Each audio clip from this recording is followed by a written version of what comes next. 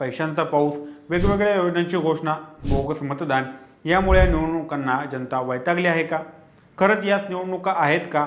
एका बाजूला लोकशाही वाचवा असं सांगायचं आणि दुसऱ्या बाजूला त्याच लोकशाहीचा गळा घोटायचं काम हे विरोधक करत आहेत. केंद्रात नाही आलं तर राज्यात बघू, राज्यात पण नाही झालं तर आता सत्ताधाऱ्यांसोबत स्थानिक स्वराज्य संस्थांमध्ये मिळून आपण जिवंत राहू, अशा प्रकारे सगळा कारभार आता सुरू आहे. यामुळे आता निवडणुका घेण्याची गरज वाटत नाही. सत्ताधारी आणि विरोधक या दोघांनी मिळून योग्य ते निर्णय घ्यावे. उमेदवार जाहीर न करता उमेदवार ठरवावे. त्यांना ज्या प्रकारच्या निवडणुका त्या प्रकारची पदं द्यावे. दोघांनी सत्तेची अडीच वर्ष वाटणी करून घ्यावी. यामुळे काय होईल तर सगळ्यात महत्त्वाचं म्हणजे लोकांचे पैसे वाया जाणार नाहीत, जनसामान्यांचा वेळ वाया जाणार नाही. सगळ्याच नेते मंडळींना सत्तेचा लाभ मिळाला की कार्यकर्ते एकमेकांमध्ये भांडणार नाहीत. कारण सध्या अशाच गोष्टी पडद्यामागे ठेवून जनतेला मूर्खात काढलं जात आहे. त्यामुळे एक मोठा प्रश्न निर्माण होतो की खरंच निवडणुका आहेत का? बाकी याबाबत तुम्हाला काय वाटतं?